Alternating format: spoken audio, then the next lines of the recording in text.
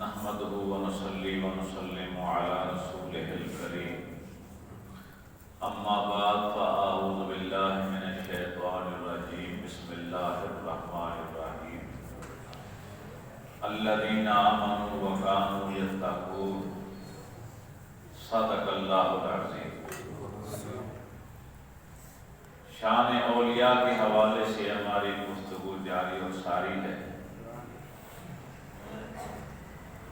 میں کئی بار پہلے بتا چکا ہوں کہ اللہ نے اپنے محبوب کو جو ساتھی عطا فرمائے صحابہ کرام 1,24,000 کے لگ بھگ، یہ پہلی جماعت تھی اولیاء کرام، کیونکہ ہمارا عقیدہ اور ہمارا ایمان ہے کہ ہر صحابی رسول ولی کامل ہے، اللہ تعالیٰ کا مقرب، اللہ کے محبوب کا مقرب۔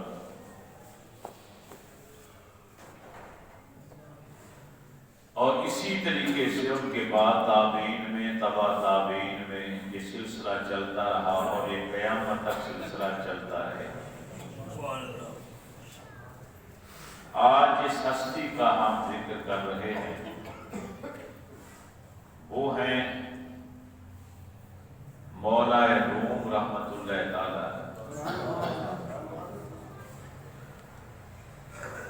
نبی علیہ السلام کے اسم مبارک پر آپ کا نام محمد رکھا گیا، والد کا نام بہاؤالدین ہے، جلال الدین آپ کا لقب ہے، عرف عام میں آپ کو مولا روم کے نام سے یاد کیا جاتا ہے۔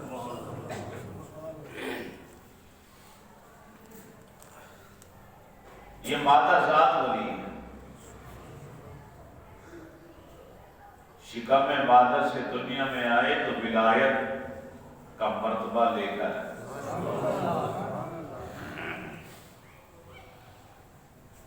4-5 سال کی عمر میں یہ کرامن کاتبین کو بھی دیکھ لیتے تھے، جنات کو بھی دیکھ لیتے تھے، جو فرشتے ان کے آس پاس گھومتے تھے انہیں بھی دیکھ لیتے تھے، رجال الغیب کا نظارہ بھی کر لیتے تھے، صور غیبی کا نظارہ بھی کر لیتے تھے۔ اللہ تعالیٰ کے وہ مقرب مقبول بندے اور وہ مخلوقات جو عام انسانوں کو دکھائی نہیں دیتے، مولانا روم 4-5 سال کی عمر میں تھے کہ اللہ نے کشف اتنا عطا فرمایا تھا کہ آپ ان غیبی مخلوقات کو بھی دیکھ لیا تھا۔ آپ کے والد صاحب کے ایک مرید تھے سید صاحب، سید برہان الدین شاہ صاحب رحمۃ اللہ تعالیٰ علیہ، وہ اپنے مکتوبات میں لکھتے ہیں آپ کے حوالے سے کہ 6 سال کی عمر تھی، ہمارے مکانوں کے چھتوں پر بچے چڑھ گئے، یہ بھی ساتھ چڑھ گئے تو کھیل کود کرنے لگے، تو بچے آپس میں کہنے لگے کہ آؤ اس مکان کی چھت سے چھلانگ لگا کے دوسرے مکان کی چھت پر جاتے ہیں۔ 6 سال کا بچہ جلال میں آیا، فرمایا یہ کون سی کوئی عجیب بات ہے کہ اس چھت سے اس چھت پہ جانا، یہ تو کتے بلیاں اور جانور بھی کر لیتے ہیں، اگر طاقت ہے تو آؤ پھر آج آسمانوں کی سیر کرتے ہیں۔ اتنا کہنا تھا کہ سب کی آنکھوں سے اوجھل ہو کے غائب ہو گئے۔ بچوں کی عادت ہوتی ہے کہ ایک بچہ اچانک گم ہو جائے شور مچا دیتے، اب بچوں نے شور مچا دیا، رونا پیٹنا شروع کر دیا، محلے دار اکٹھے ہونے لگے، گھر والے نیچے والے، کیا ہو گیا کیا ہو گیا؟ اچانک آپ بچوں کے درمیان میں کھڑے نہ رہے، چہرہ متغیر ہے، آنکھیں لال سرخ ہیں، فرمایا میری زبان سے جو ہی نکلا کہ آؤ آسمانوں کی سیر کریں، اسی وقت 7 کپڑوں میں ملبوس رجال الغیب آئے، مجھے اٹھا لیا، کہنے لگے آؤ پھر آسمانوں کی سیر تمہیں کرا کے لاؤں۔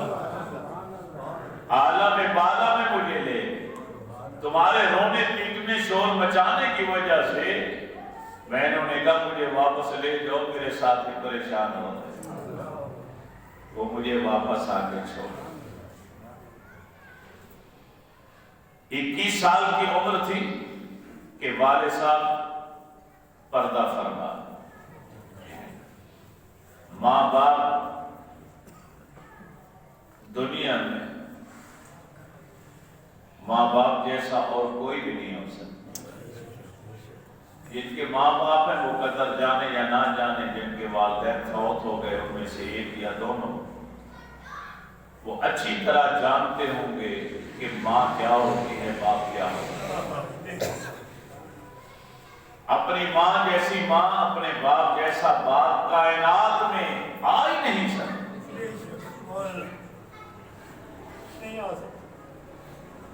ہر شے آپ کو بازار سے مل جائے۔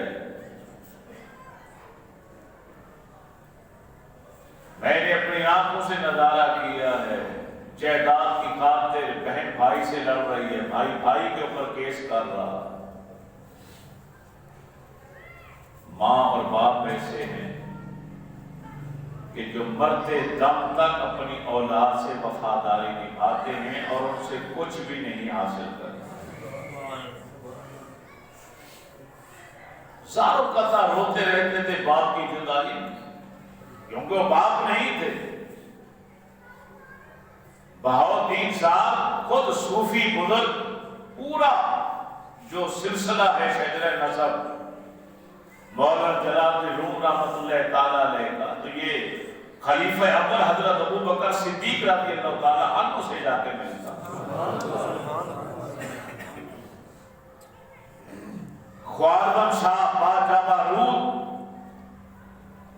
بادشاہ تھا، اس نے اپنی بیٹی کا نکاح مولانا روم کے دادا جان سے کیا۔ کیوں؟ صرف یہ دیکھ کر کہ اس پورے زمانے میں اگر کوئی صوفی بزرگ نیک زاہد عابد ہے گھرانہ تو یہی گھرانہ۔ پہلے زمانے میں حسن کو نہیں دیکھا جاتا تھا، مال و دولت کو نہیں دیکھا جاتا تھا، دیندار گھرانہ دیکھا جاتا تھا۔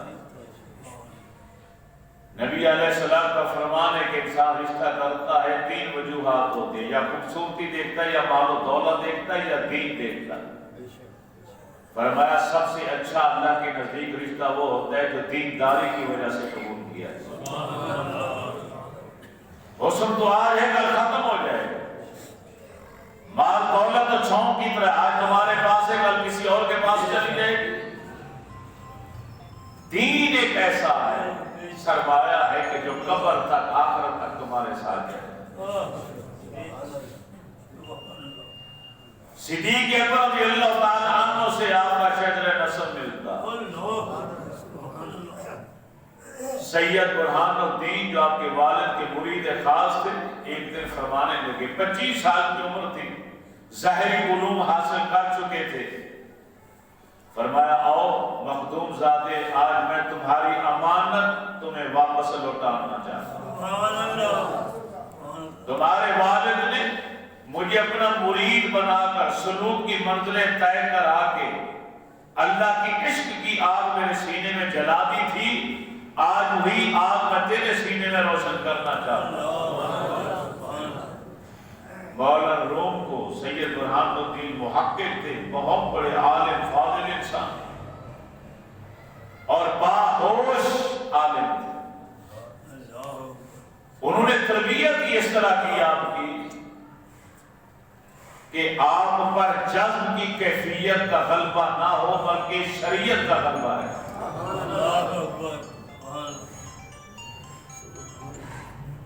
ایک ہے فرد، ایک ہے ضبط۔ فرد کا مقام نیچے ہے، ضبط کا اوپر۔ آپ نے کوئی قرآن سنا، نعت سنی، آپ کے اندر ہلچل مچی، آپ تڑپنا پھڑکنا شروع ہو گئے، اسے فرد کہا جاتا ہے، اس کا مقام نیچے ہے۔ آپ پر وہ کیفیت طاری ہوئی، آپ نے اپنے آپ کو سنبھال لیا، کنٹرول کر لیا کہ لوگوں کے سامنے میرا دکھاوا نہ ہو، کسی کو پتہ نہ چلے میرے اندر رب نے کیا کمال بھر دیا ہے، کنٹرول کر لیا اپنے آپ کو، اسے ضبط کہتے ہیں۔ یہ سب سے اعلیٰ تصوف کے اندر، اور اس کی دلیل نبی علیہ السلام کا وہ عمل اور وہ فرمان، وہ حدیث پاک کہ آپ بہت پہاڑ پہ تشریف لائے، پہاڑ خوشی سے وجد کی کیفیت میں آیا اور اس نے جھومنا شروع کی، وجد کی کیفیت آئی، اللہ کے نبی نے حکم دیا، اپنا پاؤں مارا، فرمایا اس کو ٹھہر جا، جانتا نہیں تیرے چھاتی پر کون کھڑا ہے؟ ایک اللہ کا نبی کھڑا ہے، ایک صدیق کھڑا ہے، 2 شہید کھڑے ہیں، حضرت عمر کھڑے تھے، حضرت عثمان غنی کھڑے تھے رضی اللہ تعالیٰ عنہ، ابو بکر صدیق کھڑے تھے، 2 شہید ہیں، ایک صدیق ہے، ایک نبی کھڑا ہے، کنٹرول کر اپنے آپ کو، پہاڑ سکون میں آ جائے۔ اسی حدیث کو سامنے رکھتے ہوئے صوفیاء کرام فرماتے ہیں کہ ضبط اعلیٰ ہے فائد کی نسبت، کیونکہ فائد کے اندر ریاکاری آ جاتی ہے، دکھاوا آ جاتا ہے، انسان شو کر جاتا ہے اپنے آپ کو کہ میرے اندر رب نے کیا کمال اور کیا نعمت بھر دی، اور ضبط وہ ہے کہ کسی کو پتہ نہ چلے، وہ جانے اور یہ جانے، اسے ضبط کہا جائے۔ تو سید برہان الدین نے مولانا روم کی جو تربیت کی، بیعت کرنے کے بعد سلوک کی منزلیں طے کرائیں، اس میں ضبط کا عنصر زیادہ تھا۔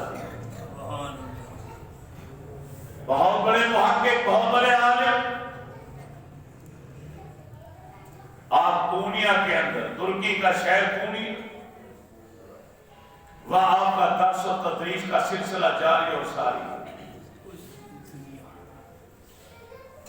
ایک اور بزرگ تھے،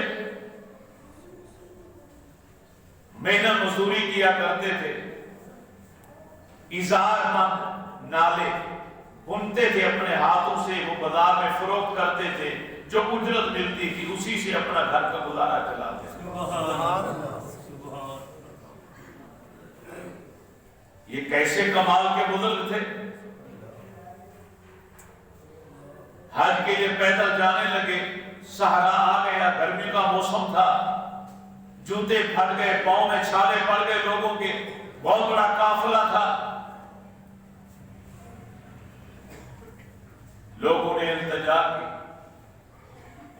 کہ حضرت کیا کریں، پاؤں میں چھالے پڑ گئے، چلا نہیں جا رہا۔ فرمایا اللہ تعالیٰ مدد فرمائے گا، کچھ دیر چلے تو آگے ایک اونٹوں کا قافلہ ہوا۔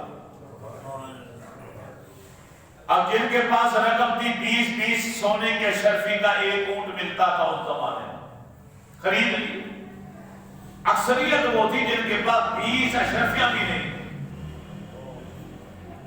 آپ نے فرمایا اس قافلے کے سردار کو لے کر لایا گیا، فرمایا تمہارے پاس جتنے اونٹ ہیں یہ سب قافلے والوں کو بیچ دو، رقم مجھ سے لے لو۔ ساتھی جانتے تھے کہ آپ کے پاس 1 روپیہ بھی نہیں۔ وہی صحرا میں ریت کے اوپر بیٹھے، اس نے بتایا کہ 500 کے قریب اونٹ ہیں، آپ کو جتنے چاہیے لے۔ فرمایا ہر آدمی کو اونٹ دو تاکہ سواری پر بیٹھ کے حج کرنے کے لیے جائے، یہ زخمی ہو چکے۔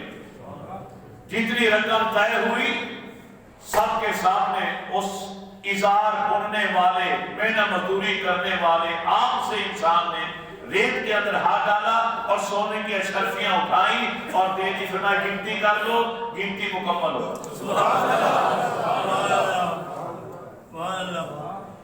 یہ کون تھے؟ حضرت شمس تبریز رحمت اللہ علیہ۔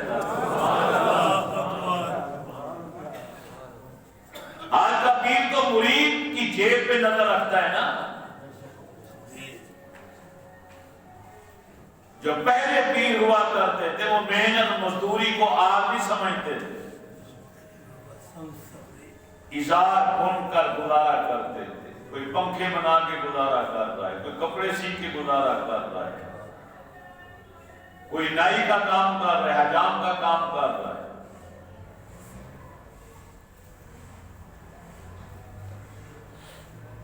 تو کونیاں آئے سرائے میں آ کے انتظار کیا، رات کو سوئے التجا کی کہ مولا مجھے کوئی ایسا شاگرد دے جو میری صحبت کا متحمل ہو سکے۔ حضرت شمس تبریز رحمت اللہ تعالی علیہ نے دعا مانگی، اشارہ ملا، اس اشارے کو پاتے ہی کونیاں پہنچے، سرا کے اندر رات گزاری۔ صبح ایک بلند برج تھا، اس کے اوپر لوگ صبح سویرے آ کر بیٹھ جاتے تھے، آپ بھی آ کر بیٹھ گئے۔ اچانک وہاں سے مولانا جلال رومی وہاں سے گزرے۔ آپ بلندی پر بیٹھے ہیں، کونے میں چھپ کے لوگ بیٹھے ہیں، دھوپ کا نظارہ ہو رہا ہے۔ مولانا روم رحمت اللہ تعالی علیہ جب باہر نکلتے تھے اپنے درس سے تو سینکڑوں علماء فضلاء شاگرد ہاتھ باندھ کر آپ کے پیچھے پیچھے چلتے تھے، شہنشاہوں والا لباس پہن کر آپ آگے آگے ہوتے تھے۔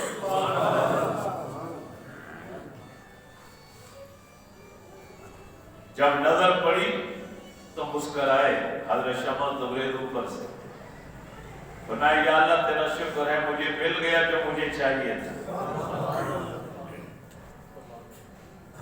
یہ اپنے درس میں آئے، آ کے پڑھانا شروع کر دیا، سینکڑوں علماء بیٹھے ہیں، درس ہو رہا ہے، اور یہ دھوتی کرتا، پیوند لگا لباس، سر پہ پگڑی، عام سی وضع کا تھا، کوئی شاہانہ لباس نہیں، کوئی زیب و زینت نہیں، عام سا اجنبی انسان جس کے چہرے پر وحشت ہے، اجنبیت ہے، اور ایسا لگتا ہے کہ یہ کوئی دیہاتی پینڈو آدمی ہے۔ اچانک درس کے اندر داخل ہوئے، شاگردوں میں سے گزرتے ہوئے سیدھا مولانا روم کے پاس آ کر بیٹھے۔ شاگرد آگ بگولا ہو گئے،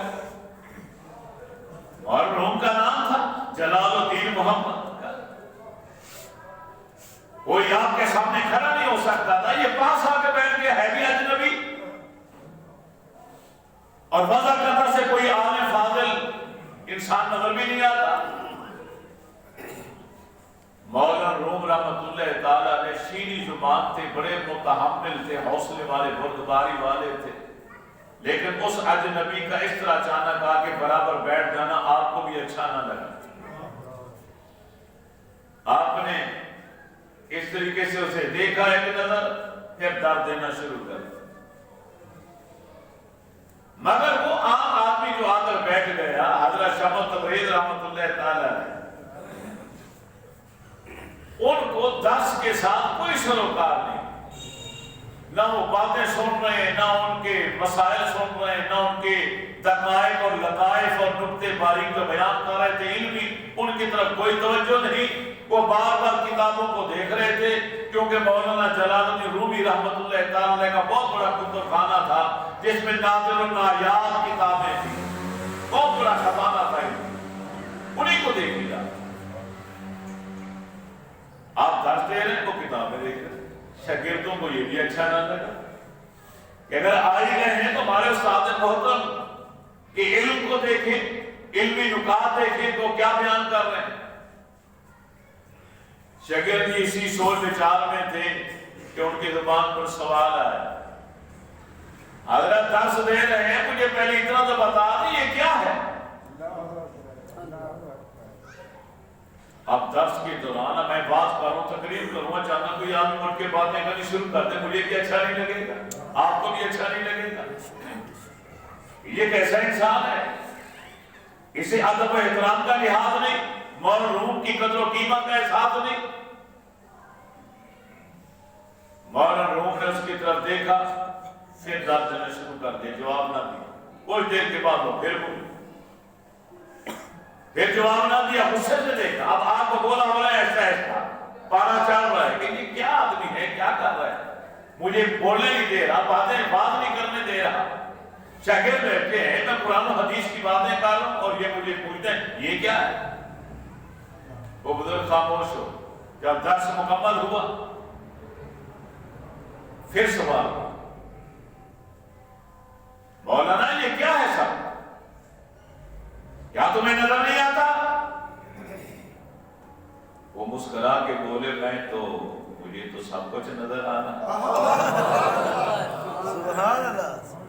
میں تو بہت دور تک دیکھ سکتا ہوں، بہت دور تک دیکھ سکتا ہوں، سب کو دیکھ رہا ہوں، مگر تمہاری زبانی سننا چاہتا ہوں، تم بتاؤ یہ کیا ہے؟ مولانا روم نے غصے میں آ کے کہا یہ وہ ہے جو تم نہیں جانتے۔ اچھا، اٹھ کے چل دی اور جاتے جاتے ہاتھ کا اشارہ کیا، اچھا یہ وہ ہے جسے میں نہیں جانتا؟ ہاتھ کا اشارہ کرنا تھا کہ تمام کتابوں میں آگ بھڑک اٹھی، آگ لگی۔ شاگرد چلائے، مولانا روم چلائے زور زور سے، رے ہے یہ کیا کر دیا تو نے اجنبی؟ نادر نایاب کتابوں کا علمی ذخیرہ تھا جسے تو نے جلا کے راہ کر دیا۔ کوئی آگ بجھانے کی کوشش کرے، آگ کے شعلے اتنے بلند تھے کوئی قریب نہیں جا سکتا۔ مولانا روم سر پکڑ کے بیٹھ گئے کہ یہ سارا خزانہ ضائع، پورے کتب خانے میں آگ لگی، ہر کتاب کو آگ لگی ہوئی نظر آ۔ جب مولانا روم کی پریشانی دیکھی، مولانا روم پھر بولے ارے یہ کیا ہے؟ فرمایا یہ وہ ہے جو تم نہیں جانتے۔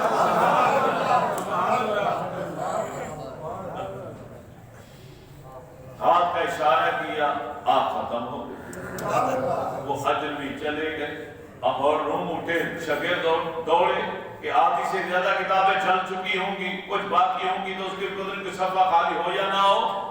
جب آپ کے ایک ایک کتاب کو اٹھاتے ہیں تو لگتا ہے یہاں آگ لگی ہی نہیں، ایک ہی کتاب اسی طرح محفوظ ہے جس طرح پہلے سے تھی، کسی آگ کتاب کو آگ نے جلایا ہی نہیں، آگ کسی کتاب کے قریب ہی نہیں آئی۔ شاگرد حیرت میں آ کے پوچھتے ہیں استاد محترم یہ سب کیا ہے؟ فرمایا بیٹا یہ وہ ہے جسے نہ تم جانتے ہو نہ میں جانتا، یہ سب وہ ہے جسے میں بھی نہیں جانتا اور تم بھی نہیں جانتا۔ مولانا روم در سے نکلے، تلاش کرتے کرتے کرتے کرتے اس حجرے تک پہنچ گئے جہاں حضرت شمس تبریز تشریف فرما، کایا پلٹ گئی۔ پھر نتیجہ کیا نکلا کہ درس دینا بھی بند کر دیا، واز کرنا بھی چھوڑ دیا، اور پھر ایک آخری واز آپ نے کیا تھا، اس کے بعد واز نہیں کی، وہ بھی زبردستی کوئی شاگرد لے کر گئے اور انہوں نے محفل رکھ لی، وہاں آپ کو تقریر کرنا پڑ گیا۔ اس تقریر کے دوران بھی سامعین میں بہت بڑے عالم فاضل بیٹھے تھے۔ اس زمانے میں جو تقریر ہوتی تھی اس کا انداز ہوتا تھا کہ حافظ قرآن پاک کی آیات تلاوت کرتے تھے اور عالم دین اس کی تفسیر اور تشریح بیان کرتے تھے۔ تو قاری صاحب نے قرآن کی آیات تلاوت کی، مولانا روم نے اس آخری بات میں اس کی تفسیر اور تشریح بیان کرنا شروع کر دی۔ جو ہی آدھا وقت گزر گیا تو وہ علامہ صاحب بول پڑے، لگتا ہے کہ انہوں نے پہلے سے ہی سارا کچھ طے کر رکھا ہوتا ہے، حافظ صاحب کو بتا چکے ہوتے ہیں کہ تم نے یہ آیات آج پڑھنی ہے اور میں ان کی تیاری کر کے آیا ہوں اور میں انہیں کے اوپر تفسیر اور تقریر کروں۔ بھرے مجمع میں جب اتنا بڑا جملہ اس نے بول دیا تو مولانا روم علیہ رحمہ بھی جلال میں آیا، فرمایا قاری صاحب کی بات چھوڑیں، آپ کہیں سے قرآن پڑھیں پھر درس میں دیتا ہوں اس کے اوپر، بولے۔ انہوں نے سورہ والضحیٰ کی تلاوت کرنا شروع کر دیا، سورہ والضحیٰ پوری پڑھی۔ فرمایا تم نے تو پوری سورت پڑھ لی، تو اس کی تشریح بیان کرنے کے لیے تو 1 سال چاہیے۔ اس نے کہا چلو اگر پوری سورت کے 1 سال چاہیے تو تم پہلے لفظ والضحیٰ کی تفسیر بیان کر دو۔ فرمایا اس کے لیے بھی ہفتہ چاہیے، چلو کوشش کرتے ہیں۔ صبح کے وقت درس شروع ہوا، مغرب ہوگی، والضحیٰ کے پہلے واو کی شان بیان کرتے ہیں۔ والضحیٰ میں پہلے واو ہے، قسمیہ کہ قسم ہے، اللہ اپنے محبوب سے کہتا ہے مجھے قسم ہے آپ کے چہرے نبوت، واؤں کے اوپر تقریر کی مولانا روم علیہ الرحمہ نے، پورا دن گزر گیا، مغرب ہو گئی، اس علامہ نے اپنے کپڑے پھاڑ ڈالے اور آپ کے قدموں میں آ کے گرے، کہتے ساری زندگی میں اب تمہارے قدموں میں رہوں گا۔ فرمایا آج کے بعد میں نے درس ہی نہیں دینا، ساری زندگی بادشاہوں والا لباس پہنتے رہے، شان و شوکت کے ساتھ چلتے رہے، لیکن حضرت شمع تبریز کی صحبت میں آنے کی وجہ سے انقلاب کیا آیا، فقیر و درویشوں والا لباس ایک تن کر لیا، سادہ سی غذا۔ فرماتے تھے 15-20 دن گزر جاتے ہیں، ان کے دوران میں صرف ایک بار کھانا کھاتا ہوں۔ ہم تو 3 بار کھانا کھاتے ہیں، 5 بار کھانا کھاتے ہیں، پھر کہتے ہیں کہ ہمیں روحانیت نصیب ہو جائے۔ روحانیت کہاں سے ملے گی؟ وہ تو کم کھانے سے ملتی ہے، کم سونے سے ملتی ہے، کم بولنے سے ملتی ہے۔ ہم باتیں کرتے بھی نہیں تھکتے، نیند ہماری پوری نہیں ہوتی، اور دسترخوان کے اوپر ہم حملہ آور ہوتے ہیں کہ ہر ڈونگا میرے آگے آنا چاہیے اور میں فنا کر کے چھوڑوں۔ اپنے گھر کے اندر تو شوربے میں ایک بوٹی ہوگی ہڈی والی، ہڈی کو بھی چوستے رہتے ہیں، بڑا مزہ آ رہا ہے، اور شادی بیاہ میں کسی اور کے گھر جانا پڑ جائے تو اس طرح جاتے ہیں، دشمن کے گھر جا رہے ہیں اور یہ پہلی بار اور آخری بار کھا رہے ہیں، پھر زندگی میں موقع نہیں ملے گا۔ میں نے خود شادیوں میں دیکھا ہے لوگوں کو کونے میں چھپ کے بیٹھے ہوتے، اوپر سے تھوڑے سے چاول اور اندر بوٹیاں دفنائی ہوتی ہیں، پورا پہاڑ بوٹیوں کا بتا کے اوپر تھوڑے سے چاول ڈال دیتے ہیں تاکہ کسی کی نظر نہ پڑے کہ اس کے اندر خزانہ میں کون سا چھپا کے بیٹھا۔ ایک نوجوان ایک شادی میں میرے ساتھ ٹیبل کے اوپر آ کر بیٹھ گیا، پلیٹ بھر کے لے آیا، نوجوان لڑکا تھا، کھائی جائے کھائی جائے کھائی جائے، ہم نے تھوڑا تھوڑا ڈالا، کھا کے پلیٹیں فارغ ہو گئی، اب اسے ختم نہ ہو، پسینہ پسینہ ہو گیا۔ میں نے کہا بیٹا کیا ہوا؟ اب شرمائے جواب بھی نہ، کہتے جی آپ کے ساتھ آ کے بیٹھ گیا ہوں، کہتے جی علماء کہتے ہیں کہ پلیٹ کو خالی کرنا سنت ہے، منہ سے سنت پوری نہیں ہوئی۔ میں نے کہا بیٹا مولوی نے یہ بتایا کہ پلیٹ خالی کرنا سنت ہے، یہ بھی بتانا چاہیے تھا کہ جان بچانا فرض ہے۔ ارے سنت چھوڑ، جان بچانا۔ خود پلیٹ کو ہی چھوڑ کے بھاگ گیا، کہتا شکر ہے خدا کا مسئلہ معلوم ہو گیا۔ ارے فرض ادا کر بھائی، جان بچا، جان بچانا تو فرض ہے نا جی، تو سنت کے پیچھے پڑا ہوا ہے، جان جا رہی۔ 15-20 دن گزر جاتے تھے، مولانا روم علیہ الرحمہ سادہ سی غذا استعمال کرتے، اور پھر حالت کیا ہوئی، کیفیت کیا آئی کہ اس زمانے کے بڑے بڑے صوفی بزرگ، بڑے بڑے علماء آپ کے مکان کو دیکھ کر رشک کیا کرتے۔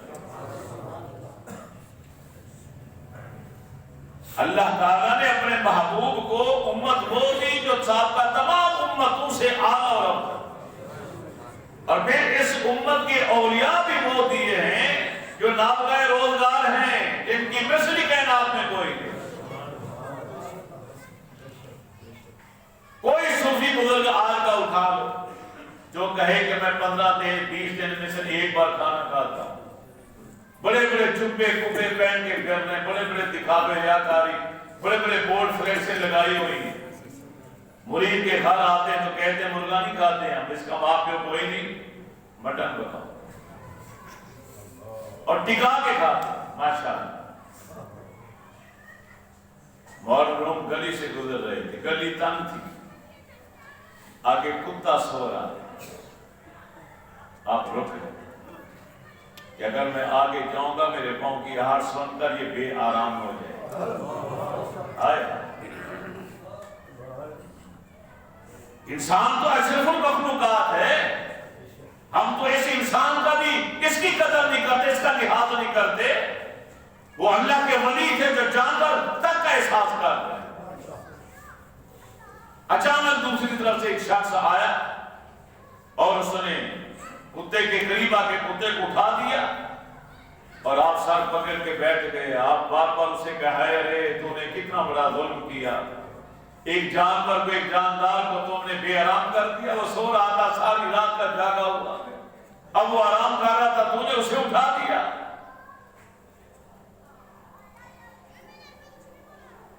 نبی کریم علیہ الصلوۃ والتسلیم کی سنت ہے جانوروں پر بھی ترس کھانا رحم کرنا. آپ مسجد نبی شریف میں نماز پڑھا کے فجر کے باہر آئے تو دیکھا باہر 100 کے قریب پارلے آئے ہوئے ہیں. سور، جانتے ہو سور؟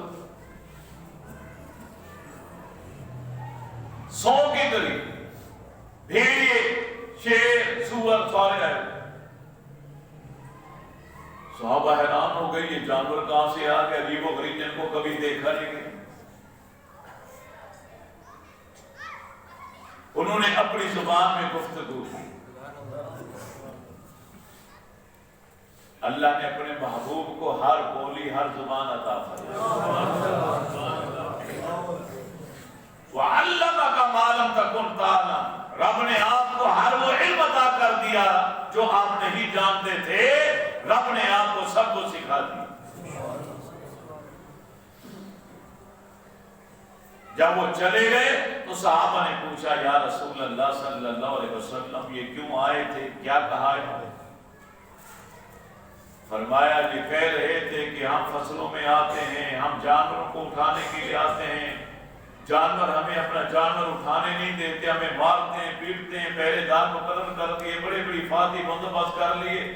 یا رسول اللہ اب ہمیں اجازت دیں کہ آپ کی شریعت میں اجازت ہے، ہمیں بھوک لگے تو ہم کسی چرواہے کے جانوروں میں سے کوئی بکری اٹھا کر لے جائیں، کھا پی لیں. تو اللہ کے نبی فرماتے ہیں میں نے اجازت دے دی کہ تمہارا حق ہے، لے جائے گا.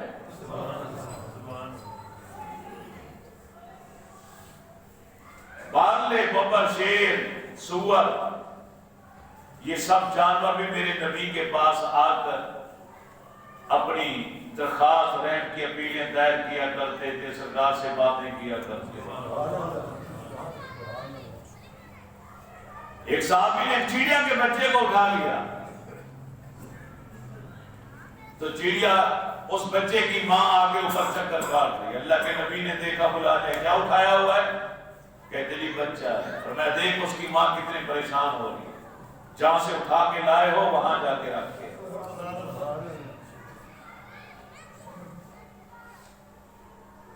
اس نبی کا کلمہ پڑھنے والا ولی جب ولی کامل بنتا ہے تو پھر اس کے اندر بھی اپنے نبی کی صفات کا اظہار ہوتا ہے، وہی روشنی پیدا ہوتی، پھر وہ بھی جانوروں تک سے اچھا سلوک کرنے لگ جاتا. من کان للہ کان اللہ لہ، جو اللہ کا ہو جاتا ہے اللہ اسی کا ہو جاتا ہے. تم اللہ کے ہو کر تو دیکھو. مولانا جلال الدین رومی رحمت اللہ تعالیٰ علیہ کی قبر کی خاک مٹی آج بھی علامہ اقبال کے سرانے رکھی ہوئی. علامہ اقبال رحمت اللہ تعالیٰ علیہ کی ایک فوٹو اسٹیٹ کہہ لیں، نقل کہہ لیں، قبر مبارک وہاں پر بھی مولانا جلال رومی کے قدموں میں بنی ہوئی. آپ جائیں، آپ سر والا حصہ اوپر ہے، پاؤں والا حصہ نیچے، اور جتنی قبریں ہیں سب کے اوپر ریشمی چادریں اور ان کے اوپر سونے اور چاندی کی تاروں کی کڑھائی کی ہوئی، اور ہر قبر کے سرانے سر کے اوپر ایک دستار رکھی ہوئی ہے جس کا شملہ نیچے لٹکا ہوا ہے.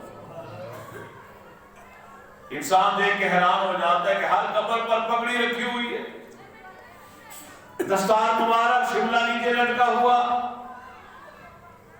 در حقیقت اس میں راز یہ تھا کہ وہ زمانہ تھا جہاد کا، اس میں عالم، فاضل، طالب علم، صوفی، ولی سب جہاد میں مصروف رہتے تھے. اور اپنے کفن کا کپڑا دستار اور امامے کی شکل میں سر پر پہن کے رکھا کرتے تاکہ جہاد میں لڑتے لڑتے اگر کہیں شہید ہو جائیں تو اسی چادر کو کفن بنا کر ان کو لپیٹ لیا جائے۔ مگر عقیدت مندوں نے مولانا روم ہوں یا ان کے سارے عقیدت مند ہوں یا شاگرد ہوں، ان کے اماموں میں ان کو کفنایا نہیں بلکہ ان کا امامہ ان کی قبر کے سرانے اوپر رکھ دیا۔ آج بھی وہاں جائیں تو آپ کو ہر قبر کے اوپر امامہ رکھا ہوا ملے۔ یہ وہ لوگ ہیں جو صاحب ایمان بھی ہیں، صاحب تقویٰ بھی ہیں۔ قرآن پاک کی جو آیت کریمہ میں نے پڑھی اولیاء کی شان میں، الذین آمنوا وکانوا یتقون، کہ ان کا سینہ ایمان سے بھرا ہوا ہے اور یہ سب متقی پرہیزگار ہیں، صاحب تقویٰ لوگ۔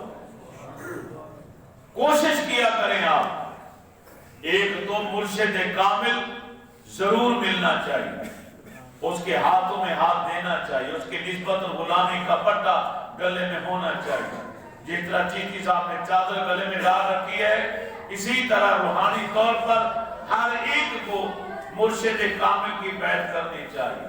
لفظ میں نے نعرہ رسالت، نعرہ رسالت، نعرہ تحقیق، نعرہ حیدری، نعرہ غوثیہ، اللہ محمد چار یار حاجی غدا خدا فرید، حق فرید یا فرید، حق فرید یا فرید۔ تو یہ ضروری ہے کہ مرشد بھی ہونا چاہیے۔ حضرت دادا گنج بخش علیہ الرحمہ نے فرمایا جس کو مرشد نہ ملتا وہ میری کتاب کشف المحجوب کا مطالعہ کرے، اس کے مطالعے کی برکت سے اسے کامل مرشد نصیب ہو جائے۔ بعض لوگوں نے اس کا مطلب الگ لے لیا کہ آپ نے فرمایا جو میری کتاب پڑھ لے بس یہی میری کتاب اس کا مرشد نہیں۔ ہاتھوں میں ہاتھ دینا، قرآن پاک کے اندر ذکر آتا ہے، صحابہ نے صلح حدیبیہ کے موقع پر 1500 صحابہ نے 1400 صحابہ نے نبی علیہ السلام کے ہاتھوں میں ہاتھ دے کر بیعت کی۔ واضح حدیث بخاری مسلم کی صحابہ فرماتے ہیں ہم چھوٹے چھوٹے مسئلے کے لیے بھی اللہ کے نبی کے ہاتھ پر آ کے بیعت کیا کرتے تھے، عہد و پیمان کیا کرتے تھے۔ میری دعا ہے اللہ تعالیٰ میری اور آپ سب کی حاضری قبول فرمائے۔ ایک اعلان سماعت فرمانے پھر اٹھ جائیں۔